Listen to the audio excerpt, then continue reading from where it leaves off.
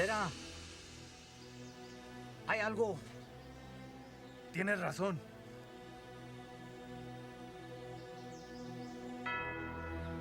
Tráeme el padre.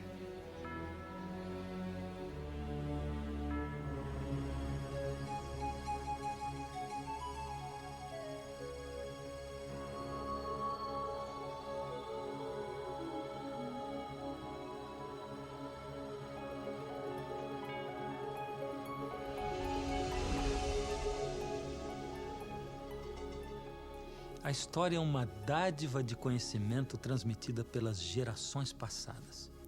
Esse conhecimento é mais do que uma simples coleção de fatos arranjados cronologicamente.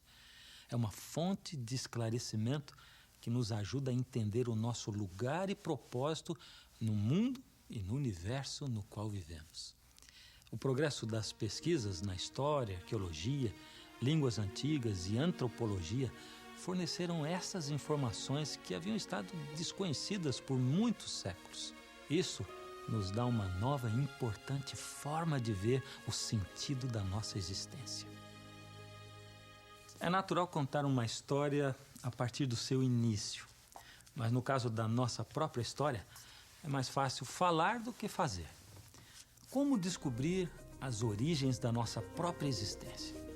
Onde ou quando ocorreu o nosso início? Os antigos babilônios nos deixaram um dos mitos mais antigos sobre a origem humana. É um poema épico sobre a criação, escrito por volta do século XII a.C. Chama-se Enuma Elish, que traduzido quer dizer quando no alto. Quando no alto o céu não havia recebido um nome, a terra firme abaixo não sido chamada pelo seu nome, nada além do primordial Apsu, seu gerador, Mumu Tiamat, a qual a todos deu a luz, suas águas misturando-se como um só corpo. Segundo os especialistas, os antigos babilônios criam que Apsu representava a água doce e Tiamat a água salgada. No começo da criação, estas duas águas não estavam separadas, mas sim misturadas, possuindo ambas a semente da vida. Elas produziam gerações de deuses, os quais, no decorrer do tempo, criaram o homem. As tribos dos índios navarros e pueblos da América do Norte falam tradicionalmente de distintas criações, e os astecas do México antigo tinham uma crença semelhante da seguinte forma: o deus Quetzalcoatl inventou as pessoas, formando-as da cinza. Veio um grande dilúvio e todos se tornaram peixes. Esse deus tentou outra vez, porém ocorreu um eclipse total do sol, e na escuridão todos foram mortos e devorados por onças. A terceira criação foi destruída por um fogo vulcânico. A quarta tentativa foi frustrada quando o mundo foi arrasado por um violento furacão e as pessoas se tornaram macacos. A Terra como a conhecemos é o resultado da quinta criação, mas está condenada a uma destruição por terremoto e fome. Não é um quadro muito animador, não é mesmo? Contudo, esta visão do mundo era real para os astecas. Tudo isso está representado na famosa Pedra Solar, talvez a peça mais importante da civilização asteca. Lavrada no século XV, ela pesa mais de 25 toneladas. É uma evidência substanciosa de como se opinava sobre as origens. Tudo está esculpido nessa pedra, porém, será que representa com exatidão a nossa origem?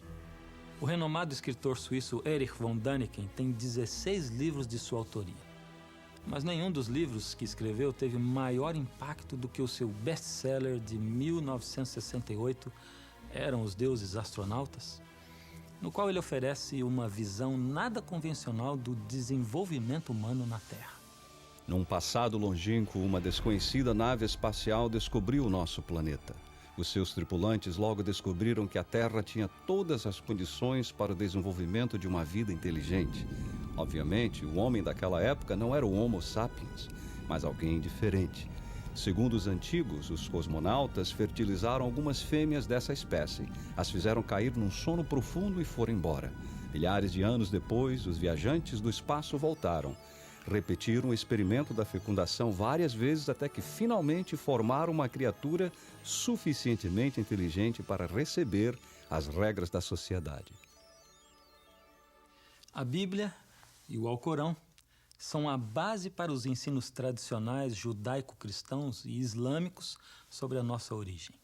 Ambos assinalam um Criador fora dos limites do espaço e tempo. Ambos apresentam um ser todo-poderoso que está acima e além das leis naturais que governam o nosso universo físico. Ambos ensinam que esse Deus Criador empregou seu poder sobrenatural para criar tudo conforme o seu divino propósito. A Bíblia contém o seguinte resumo da criação. Pela palavra do Senhor foram feitos os céus, e todo o exército deles pelo espírito da sua boca. Porque falou e tudo se fez, mandou e logo tudo apareceu. O Alcorão, livro sagrado do islamismo, compartilha a visão bíblica da criação. Vosso Senhor é Alá, que criou os céus e a terra em 6 dias, assumindo em seguida o trono. Ele ensombrece o dia com a noite que o sucede incessantemente. O sol, a lua e as estrelas estão submetidos ao seu comando. Acaso não lhe pertencem a criação e o poder? Bendito seja Alá, Senhor do Universo. No início do século XIX, alguns cientistas propuseram novas teorias relativas à origem da vida na Terra. Teorias que contradisseram o criacionismo tradicional. Em dezembro de 1831, o barco inglês HMS Beagle velejou numa viagem de 5 anos ao redor do mundo. A bordo desse barco estava Charles Darwin, um naturalista de 22 anos de idade. As observações e conclusões dele revolucionariam a noção tradicional das origens. Antes se pensava que Deus tinha criado os animais e as plantas especificamente apropriados para cada meio ambiente. Se isso fosse verdade, o que existia numa ilha marítima seria semelhante ao que existia em outra ilha. Mas o que Darwin descobriu era que as espécies de uma ilha marítima não se assemelhavam às da outra ilha, mas se pareciam mais com as do continente mais próximo. As descobertas mais importantes de Darwin ocorreram nas ilhas de Galápagos, a mais de 1000 quilômetros a oeste da costa